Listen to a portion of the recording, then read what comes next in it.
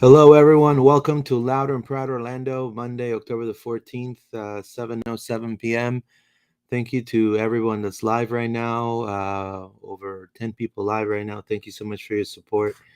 My name is Luis Carlos Pineda. I'll be here with John Rollins today talking about, we're going to be previewing the Atlanta game, the Atlanta United last game of the regular season for Orlando City.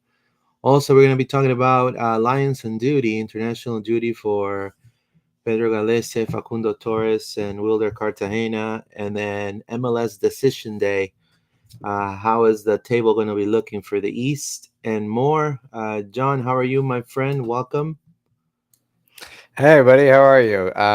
Good. Happy my house is fine from the hurricane, and Yeah, yeah, everybody I know, no one got hurt or injured or lost anything too major apart from Mark Thor's parents at the club. That was really sad to see that yeah, his parents' house got ruined. So these things happen. Hurricanes are bad, but mostly we got through. So that's important. But now we can finally, Luis, it's time to talk about this Atlanta game. I feel like that the international break just comes at the worst time of year. You know what I mean? It's so weird to have such a weird 2 weeks before this final game, but here we are coming up this week. no, for sure. I mean, it's going to be a game that's a derby. I consider it a derby. I think it's a game that we should win it.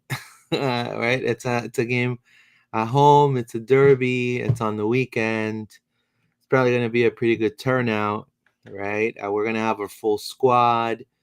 Right now, I know we're going to be talking about the international dude in just a moment, but I know right now, I think that what shines the most about this team, it's the great time and the timing of Orlando City's offense lighting it up. I think to me that's key. Um, Having just reliable goal scorers, it's been quite a tough job for the club to get. It seems that once when Nani was hot, he ended up leaving, and then Daryl Deke as well got hot and he left. You know, Duncan also on the verge of moving out as well. So, but right now, I believe that based on the performance, that contract, that extension of Duncan McGuire's contract that he got, it's definitely good money. It makes sense. It's making a lot of sense for us to invest. For at least for the club to invest that money on him. It's paying dividends, and also Facundo Torres. I think it's coming in the right time.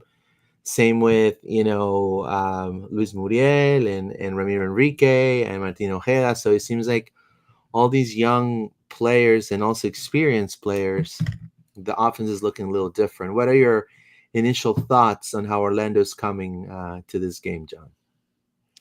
I mean, we're coming hot. Like that's nice. Decision day, end of the year. Of course, there's stuff on the line like we'll talk about in a bit, but it's last year we cooled down a little bit early and we kind of went into those final couple games of the year being like, are we good still or are we falling apart? And then it kind of degraded. Whereas this year I feel like we're still, like we are the hottest team right now in the league. And the, performances that we put up against teams like Philly and Cincy and, even the Columbus, even though it was a loss, like it was a good performance in some places.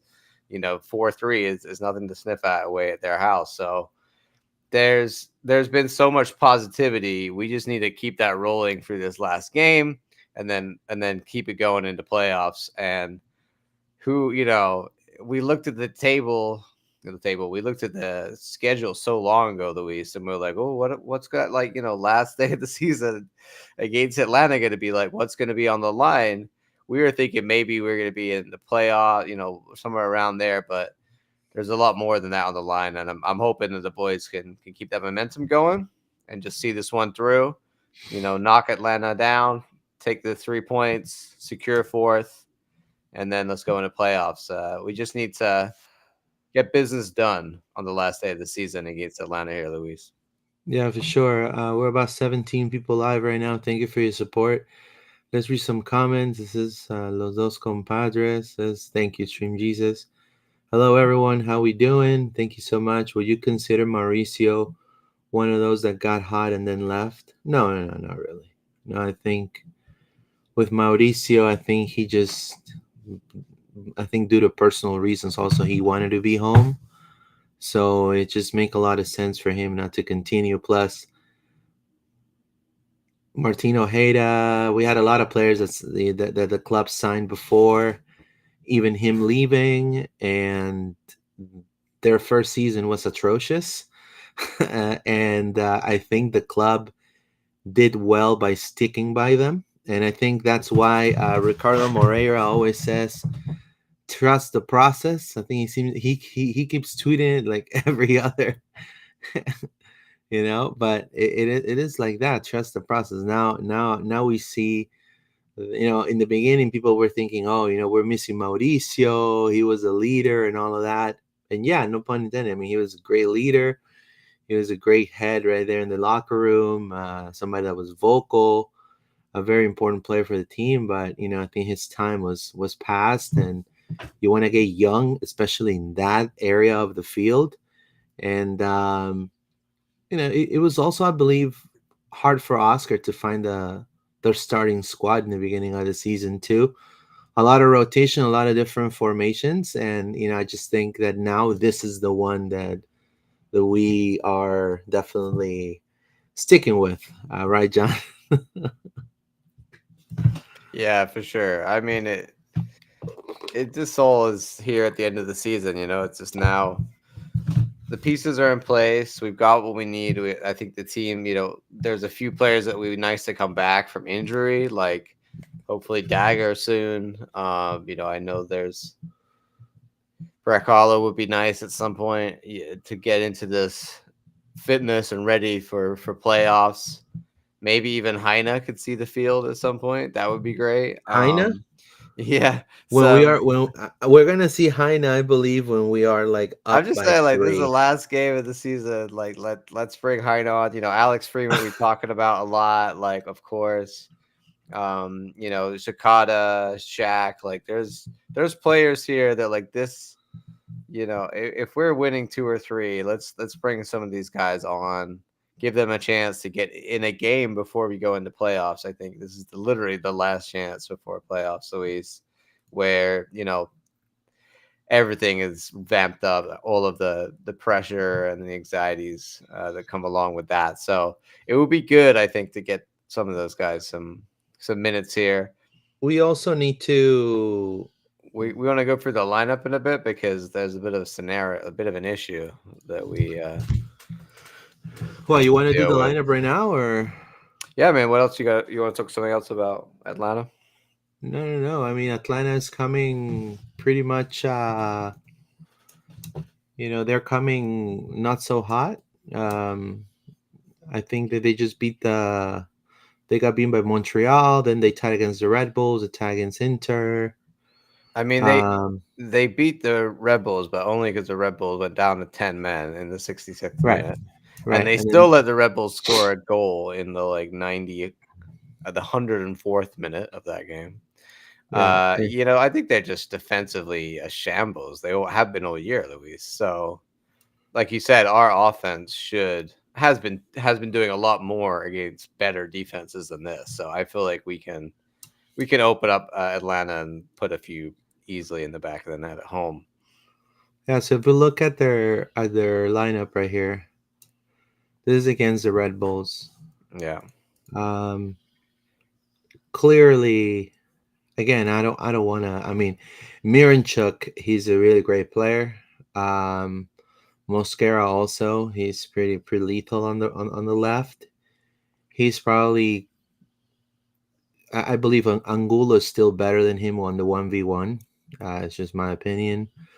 But when it comes to, um, like, if you look at this team line by line, so the defensive line, the mid, and then the offensive line, Yeah. we are. I mean, Orlando is a superior team. I mean, and again, I it's mean, not they're for me to be cocky about it, but no, you're not it's wrong. Their top goal scorer is Saba Lobajanice. I yeah. think I So said that it's right. just in He's the got matter 8 of goals. talent. You know what I Like mean? their top goal scorer doesn't even have double figures. At least at this point, the last day of the season, like they've been a bit of a mess all year. They're kind of rebuilding from selling all their guys, but the rebuild isn't really going well. They're always changing their manager. You know what? You're gonna laugh at this, Luis. Uh You huh. know what Atlanta are right now, and kind of what they are. They're like the Chelsea of MLS. They just like throwing money Oh at man, things. don't They be don't know what insulting. they're doing. Don't be doing They that to were me, big bro. once, but they've fallen down. Come They're just on, look at this guy. like look at the similarities here, So they're firing their manager. They're like, oh, we got another manager, like because we didn't like that guy. We gave him like a year. That's what I feel like with Atlanta. And you see how poor their attendance has been recently. Like a lot of those fans that were there for the 60, 50,000 in the stadium, really enjoying their time when they had all these star players, and now they don't like their players. They're not star enough. I don't know, but they're not coming out like they used to for Atlanta's, and it's not looking good for that organization right now. They got to do something major to turn it around in the offseason. Yeah, I mean, Arthur Blank, the owner of the Atlanta Falcons and Atlanta United FC, he just announced, according to Wall Street Journal, that they're going to be investing on what we call a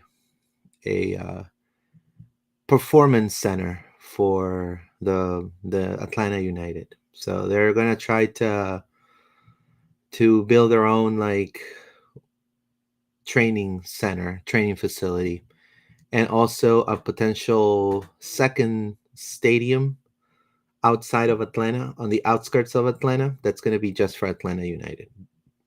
Um, that's what Well, that's that's. good. I mean, I like it. I like that. That's better I than mean having them in the that's giant football stadium on turf.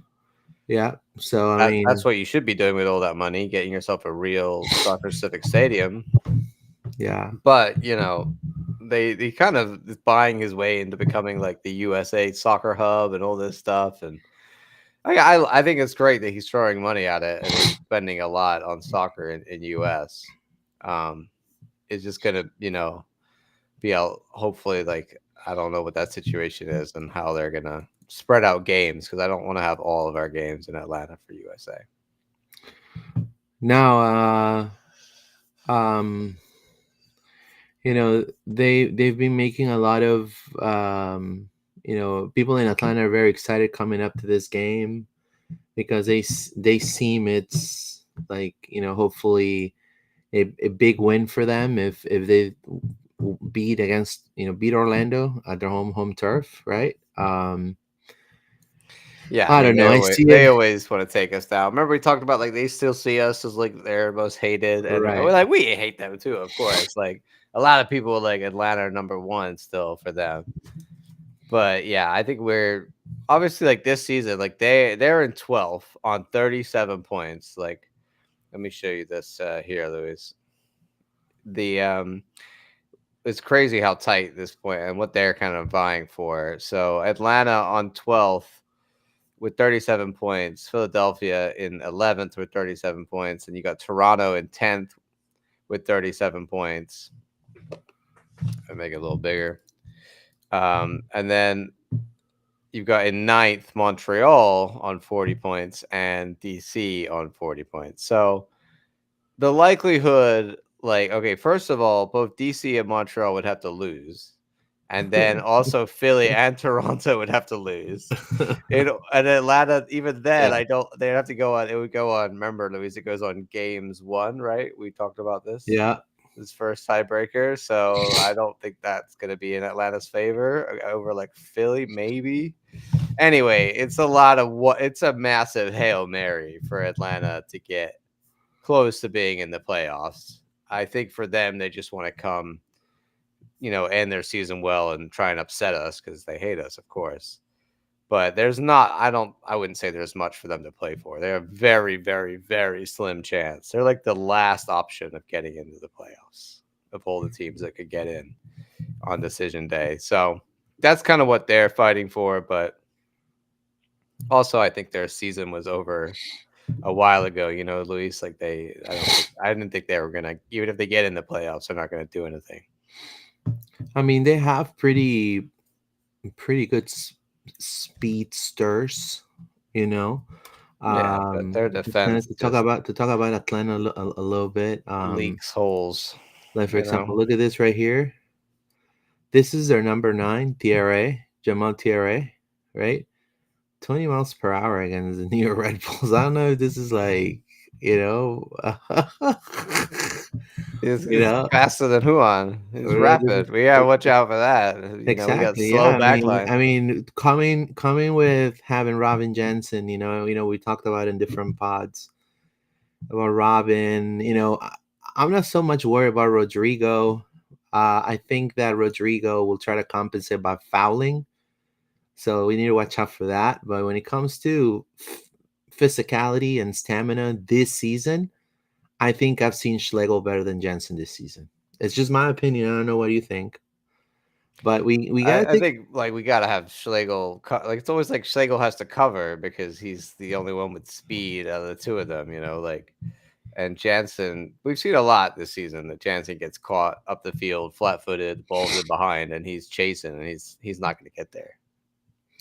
Yeah, So we and have to be careful with fast guys and balls over the top like yeah, I that. mean we cannot overlook the speed. And then you have one of their win backs, Ajani Fortune, 7.6 miles traveled against the New York Red Bulls. Are they like airplanes? I don't I don't know, understand what's bro. going on here. That's kind of There's like suspicious, boats man. for Trying measuring to, them, and we, show them like their cars or something. yeah, exactly. Like, I think they're. You know what I think they're shopping them out, Louis. They're like, miles per here, you gallon know, too. They they're have a like, miles per hey, gallon guy. want to buy a striker? Look how many miles per gallon he does. You know, I feel like that's like I think Angulo is very better strange. than it says. To be honest, it says, "Hey guys, good to see y'all. Let's get this Atlanta win." Also, Luis, vamos Peru, carajo. There you go. Thank you, my friend. Appreciate it. Thank you. To be honest, Stream Jesus, it's just Lion L. It says.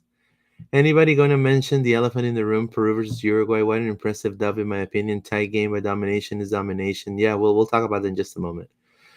Thank you, Stream Jesus. It says, in my opinion, I think all of the teams that play in NFL stadiums should try to build their own stadium. Attendance rate is noticeably different, besides maybe San Jose. I completely agree with you. I just think that's the turf, And man. good Like for Atlanta. you can't It's be playing on turf. Like bad fields, like injure players more than anything. You know. they're little boys to us. Isn't their mascot a bulldog? Come on, they're little puppies, little club. No, I think that's the Georgia Bulldogs, the University of Georgia. But I think their mascot's like what, like a what is it, like a horse or something? I don't know. I don't know what their mascot. Uh, And then it's Elise. A side question: which player's contract expire at the end of the season? Yeah, well, we could do that. We could talk about that a little bit. Orlando. we'll talk about that like after Yeah, the we have some time probably before playoffs, so we're gonna do like a season review. no, So we'll definitely. definitely do Orlando's that. hungry for this. We haven't had a home game for a couple of weeks. Just survived the hurricane. Our roar will be louder than ever. There you go. Thank you, Stream Jesus. Yeah, we're talking about Atlanta real quick. Luis Avram, he's the center back for Atlanta United. He had a really good performance against Uruguay. And just kind of to tie it into that topic, um, Peru and Uruguay. So let me look at our Instagram real quick. Um, You want to do the lineup quick before we do that? Before we yeah, go to sure. We can do the lineup. I mean, the because lineup. we got to talk about the fact that Cartagena is out, so no Wilder for this one. So Yeah, there's no. that's a big question mark. Obviously, Dagger Down was out, probably still going to be out, I imagine, and then Bracalo as well. Both probably late October, and then Mason, obviously. On their side, they're out Silva, who's a good player in my opinion. So that's good. Is Miranchuk gonna play? I think Miranchuk's gonna play, right? Westberg's out, and Muyumbo. Yeah, Miranchuk played last game. I think he'll be playing. Yeah. So we're looking at the now. I mean, this is I think we're gonna similar lineup to what happened last time. I think it's gonna be Kaczewski again. it's gonna You be know, Dagger, right? Dagger. no Kyle Smith, unless Dagger is ready to go, having had a couple weeks off. But I don't. I think they're gonna more likely say we'll roll with Kyle and save Dagger for the playoffs. Kyle and Rafa. Yeah, Santos will be ready. Yeah, I think it's gonna be Kaczewski and I think Araujo. so. Again, I think it'll be. Yeah,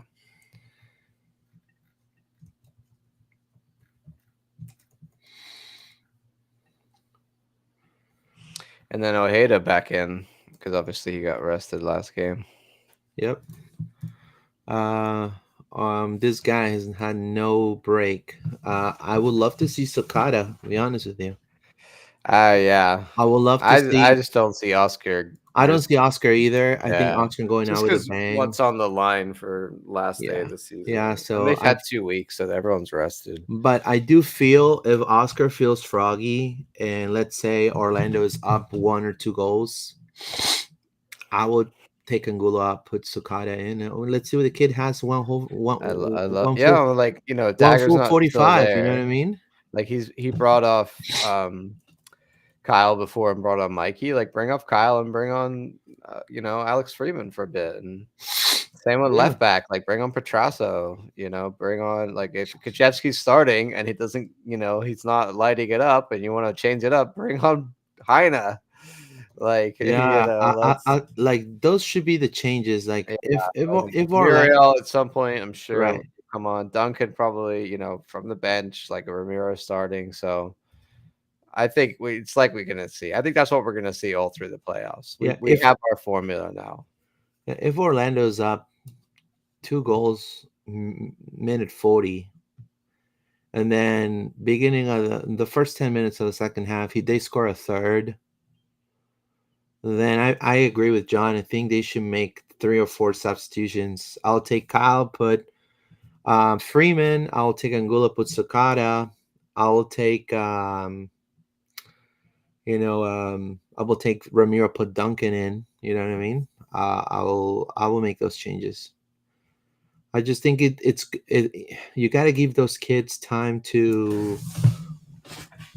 I mean, look, I know that Oscar in playoffs, he's gonna go for his A squad no matter what. But what happens? Like when one of your tires goes flat, if you want to talk about cars, since we're in the car topic, you gotta have a spare, man. And you gotta be able to put that spare, and that spare needs to take you to your destination, right? So I mean, if we're not Yeah. gonna give that spare any, we're not gonna give that spare any thread. How what if it has like a hole or I mean, stream used to say Nico. Like Nico, we know what Nico could give us. it just Nico is not defensive enough for me. So and he just we need someone that's gonna run around in there. I would love Brecalo to be back, Stream Jesus, but I don't think that's happening. No Brecalo anytime soon. I think it's gonna be playoffs, and even then, Oscar might just stick with Schlegel.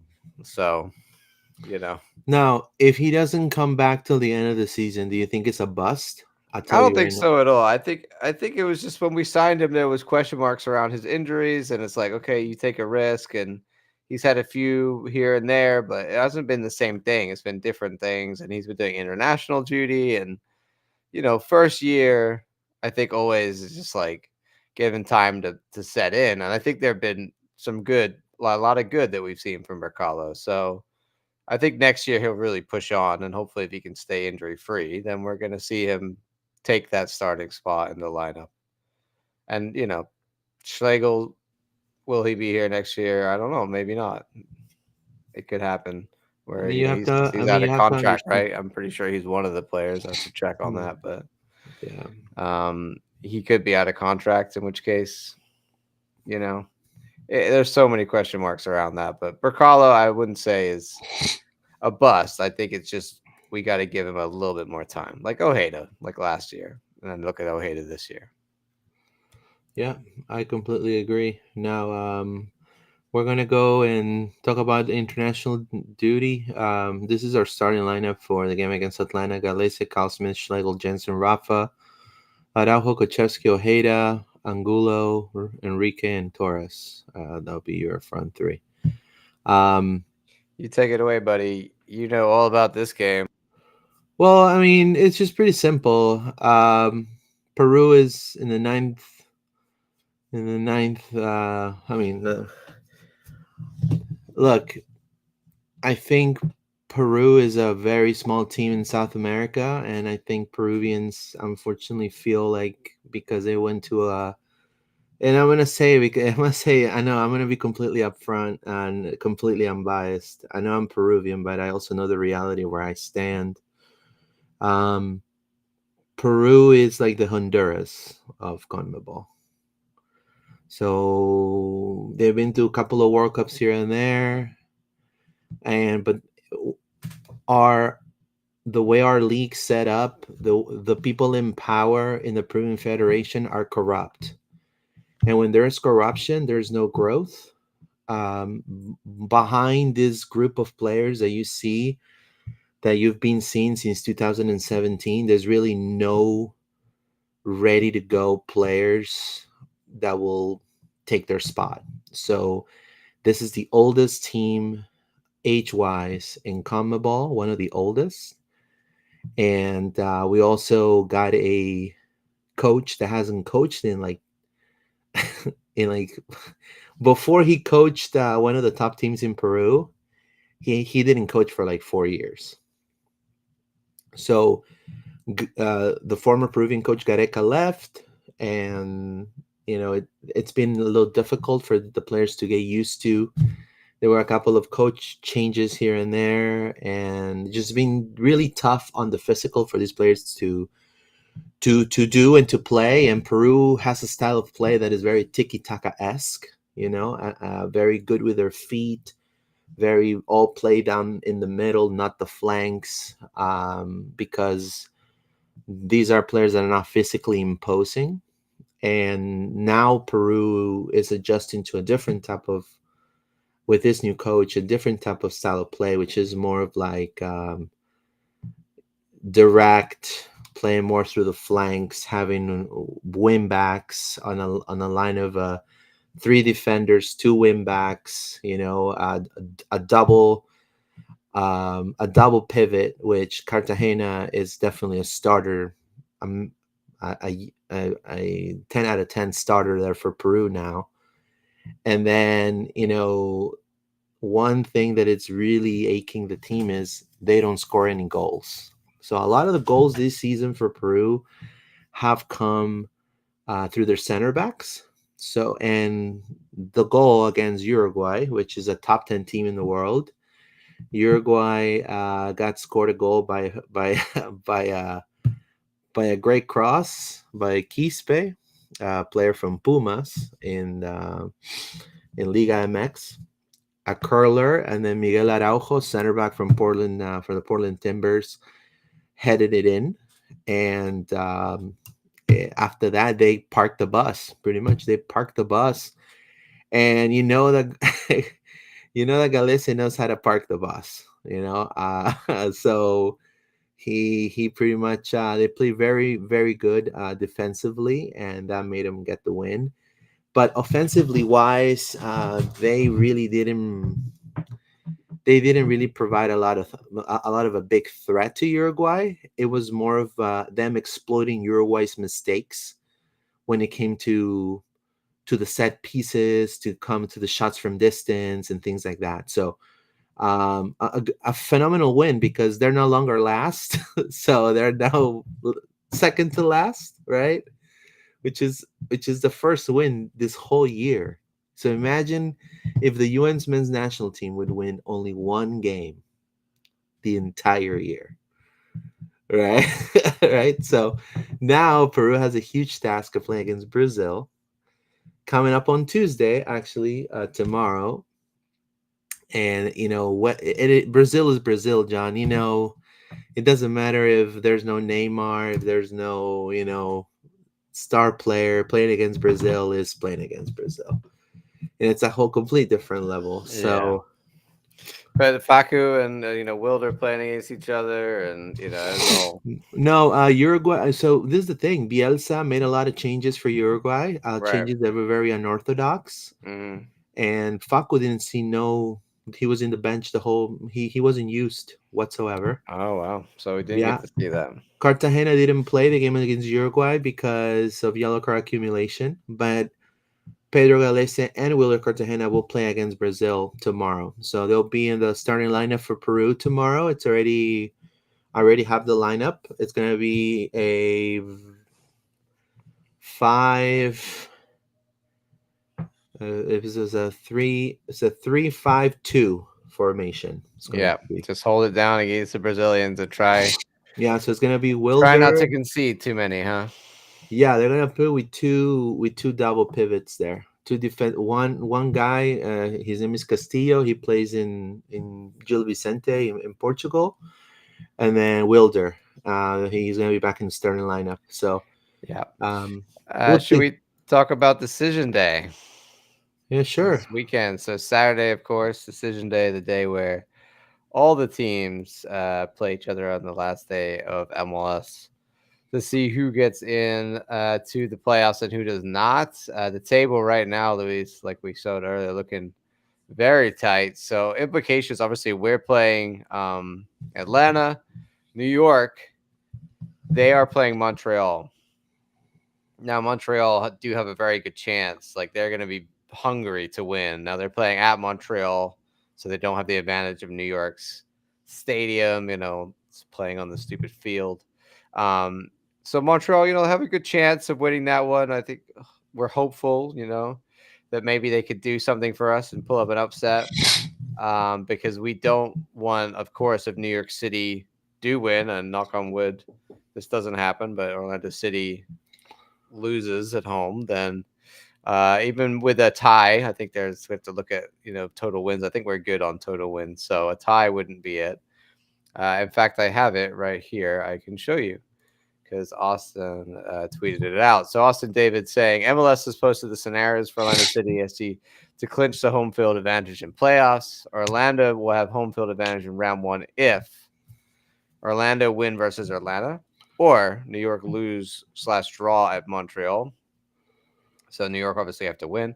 Orlando draw versus Atlanta, and Orlando their own tiebreaker advantage over New York City. So yeah, basically a draw or a win gets us that home field advantage, Luis. Who will we face?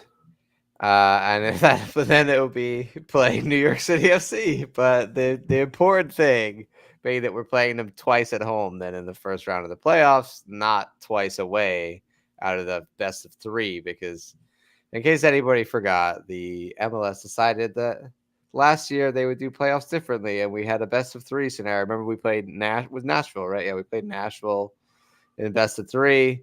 This year, if we get the win or the draw, we go at fourth. It will be New York in fifth.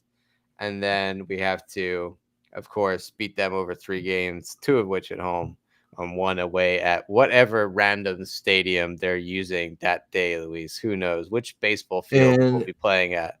Because I don't think the Red Bulls are going to let them use their stadium for playoffs. I would not do that. and people talk about how it's so tough. No, sorry, so easy to play in the MLS.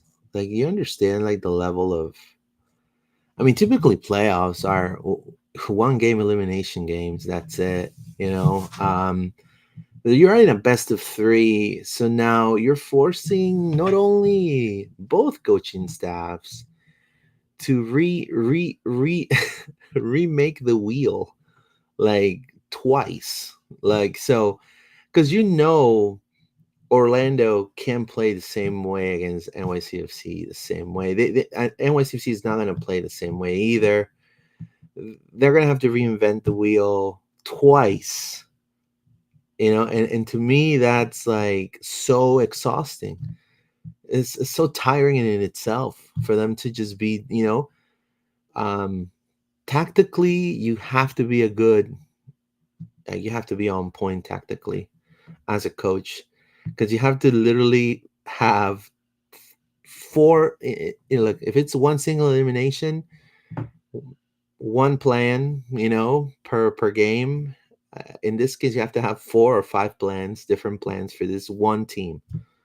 It's pretty Yeah. crazy. It's pretty I mean, like insane. in New York, like we're gonna play them differently away, like than we will at home, Exactly. completely, and Exactly. and they'll do the same. And we've seen it's not gone well when we gone to their tiny state. We just can't play on that field. They know how to play on that field. Yeah, I think it is an advantage. I think it's stupid and dumb. We've talked about it many times, but we're gonna have to deal with that. Probably regardless. But let's hope that we only have to deal with it once, and that's a big difference going through. And then who we see after that, Luis? There's a few different options, but Do you have the scenario? I don't have the other scenarios yet, but I know it's looking like Miami, right, is likely. I'd have to go and look at the actual bracket when they bring that out, but it would make sense. Then at that point, we're going to play one of the top 2 or 3 teams after that. Interesting. I'm looking at this right here and see if okay, no, it's all TBD. Oh crap. I know that some some outlets put, like, if today was the playoffs. I think they just plugged it in based on last year, like where they would be, but obviously everyone's on the East, and it just depends. Like it doesn't matter. It depends which you're in the best of 3 round, and then like it depends after that who's gonna be.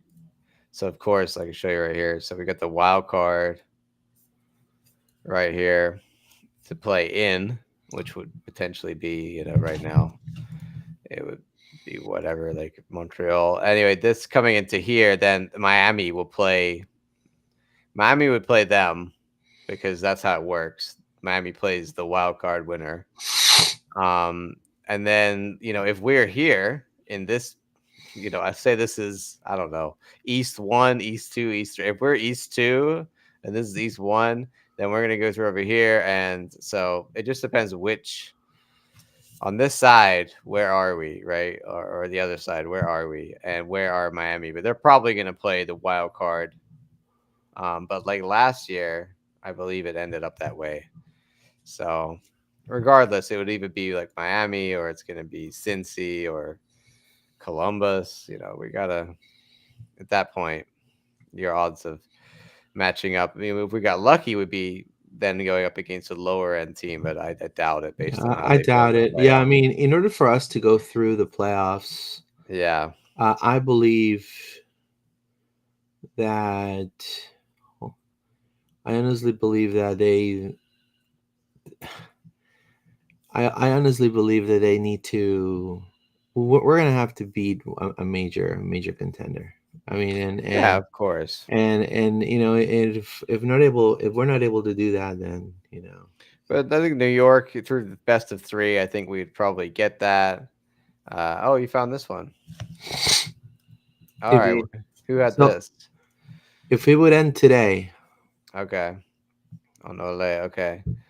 So yeah, but how do they decide why Miami is down there on, like, why you don't even see what I'm saying? Like why couldn't we be up where Cincy is or Charlotte? Like what? After it says, this is how the playoffs are looking in the MLS after the victories of LAFC and Columbus Crew.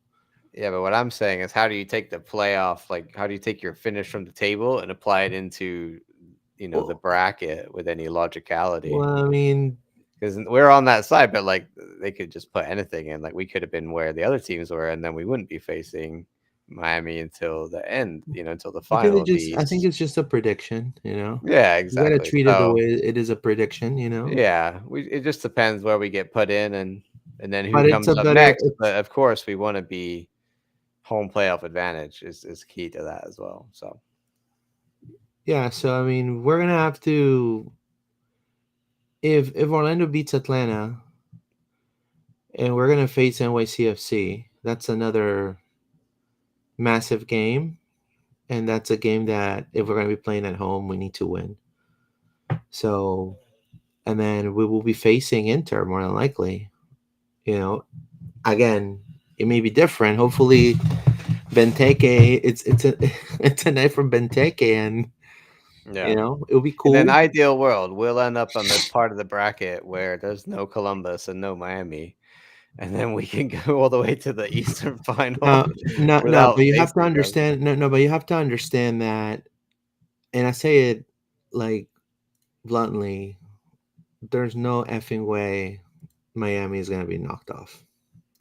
I mean, it can happen. I feel like over best of Hopefully, the it, soccer gods make it happen. the over best of three by DC or Montreal or whoever gets it. No, definitely not. But like the next game, if that was us, potentially one game, Luis. Best Yeah, of three, no. I think best of three they got you. But yeah, one comes down to one game and they're tired or they're w- missing a few players or they got some injuries or correct. they're just off their game. Yes, they can be beaten, and it's been shown throughout the year. I think Correct. over three games they'll probably win. Right. So either way, we're gonna Also, have to you're slay. playing the ref and We Garber. Don't we're forget gonna have that. to slay our closest competitor in the table, which is NYCFC, which in itself it is a derby. Then potentially, and again I say very very carefully, potentially, based on this prediction, face Inter, right?